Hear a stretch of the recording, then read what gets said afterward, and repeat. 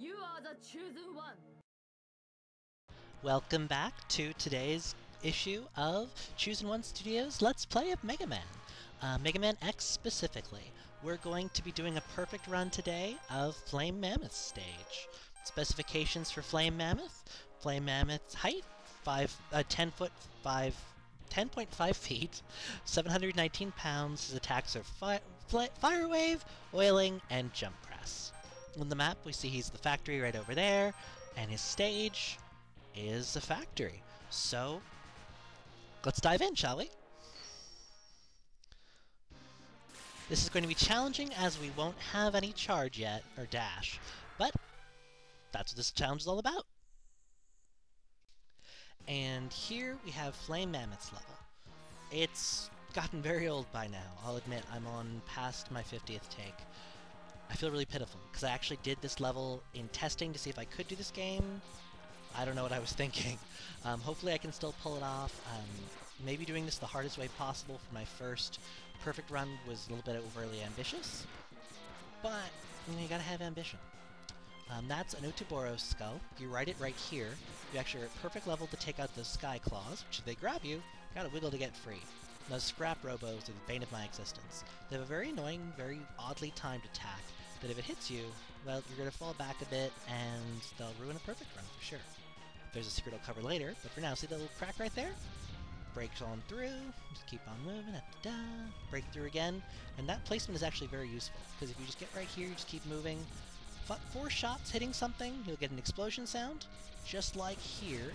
It's just hard to tell when something that's off screen can take damage, because sometimes they can't even take damage at all unless you see the attack hit. Sometimes they can. What I just did was very, very dangerous. You really don't want to have them aiming anywhere in your direction when you're trying to fire at them. You want them aiming way, way, way, way behind you. So for example, except for that guy right there. That guy right there you just want to keep running. But you don't want to fall too low right here, or that guy will reincarnate, which gets old very, very fast. Now we're up on the very final of the conveyor belt sections. If you get a bunch of Ouroboros skulls, this section can be very, very easy. And I'm hoping it does that to us this time. Trick also is to keep a watch for what pops out even after you're past them, because if you get a scrap robo popping out, they can fire at you even when you're past them, and that can be nasty. You also just want to rush past that spot, no sense in waiting around. Besides, it looks cooler when you're going faster. Those are lava droplets, just like from Wily's stage, and those things are rolling gabules. They are just like the spike enemies from earlier Mega Man games, but you can't destroy them with the X-Buster just like those. They're just a lot less predictable. And that is a Hanagabule. Or I had the name wrong. Either way, they're just like Sniper Joes, except that they use a melee weapon. But you just have to walk up to them, they'll throw their weapon out, and then you take them out. If you can manage to jump behind them, you can also attack them from behind, but usually you don't have a good chance at that. At least not without the dash. That one I could have done if I had the dash. But why am I paused here? Well, for one, I was talking. Another, because see that little droplet right there? We want to wait until we can get to just a little bit past that, so we can jump up in the air, because there's a Hanagabule over there, and we really, really, really want him to be aiming high. If you wait just long enough, they do telegraph their attacks.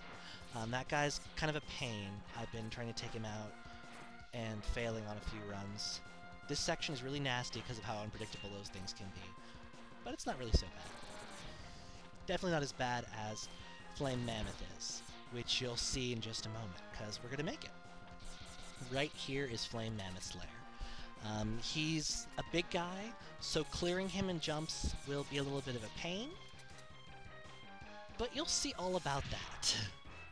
You'll definitely see all about that. Trick is, be consistent. Things work. Don't give up on them.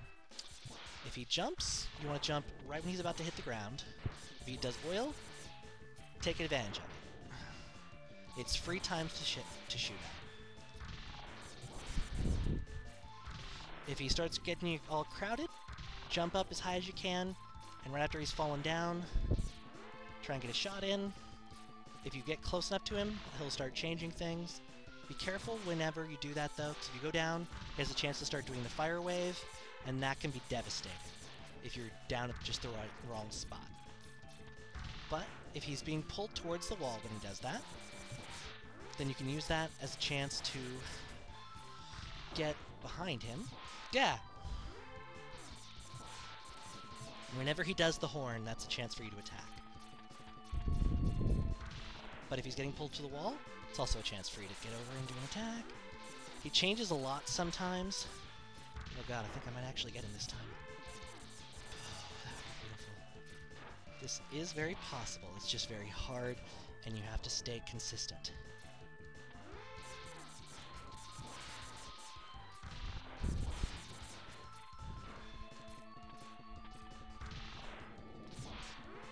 And, oh yes! Whew. So, yeah, that was Flame Mammoth. I feel really good about that.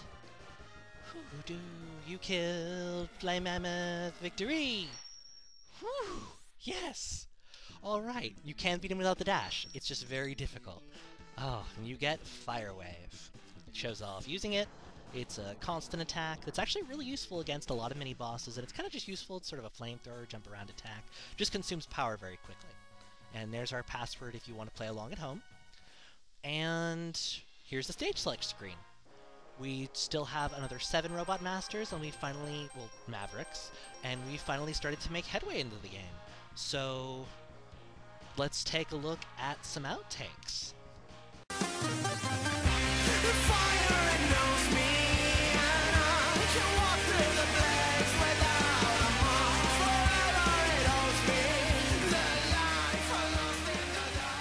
Turn to get it, though I will be showing it for completion's sake. You stupid little... And start out right here, and just start shooting. There's a good chance I suck today. You'll be able to tell wherever the fire's going to break through, and you really want to do that before you scroll that guy onto the screen. Completionist.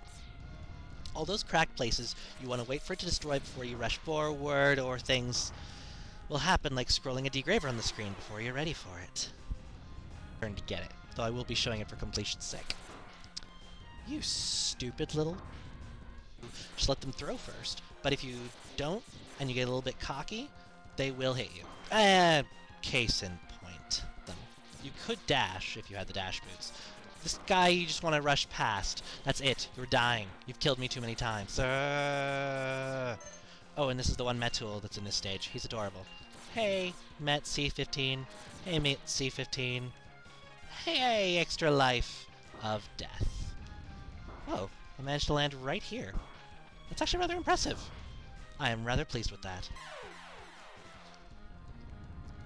Run the risk of them hitting you, and you don't have to worry about anything really at all. Ah! Well, they healed me. Does that count? Oh, no, it doesn't. And watch them laugh here. Laugh. Because I'm going to kill you anyway. Those yellow things are called Sky Claws. If they grab you, the only way free is a charge shot, which I'm not allowed to use in this run. So I'm going to have to avoid them at all costs. The extra lives mock me. And crush it! Yes, so satisfying.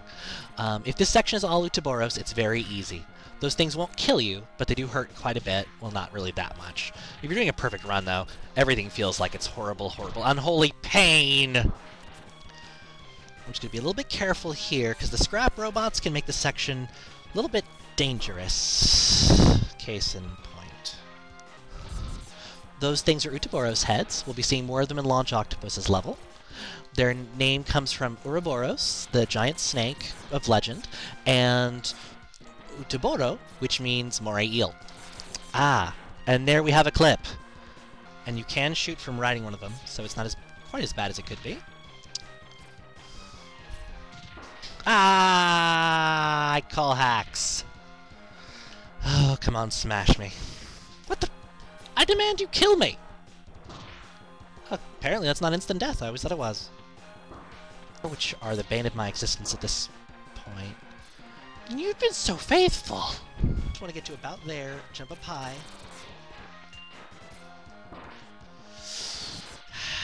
Why can that not count? I've done this so much in practice.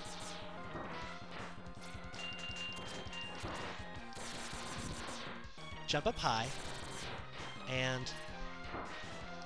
Don't do that. I hate this one so much.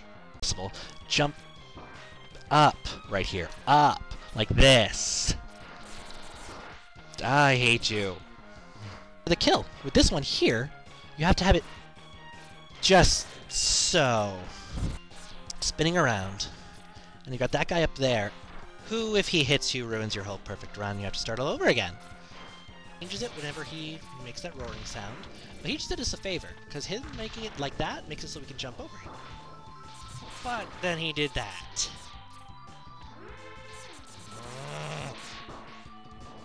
And you want to be very careful about your timing of jumping right there by the wall, because sometimes you will just very narrowly clip him, and it's just enough to ruin a perfect run. Oh, like that! But you want to pull up as fast as possible, because there's a chance he'll do his fire wave attack, and you won't be able to dodge it in time if you're too close to him. The only problem is, he won't change up his pattern unless you get close to him and start attacking him. Pulling him away from the wall, when he lands, he slides, because he sort of stands there before he does anything. I hate you so much. But at least... Oh, no! No! So, how does that rank up as a challenge? And that really shouldn't be too surprising.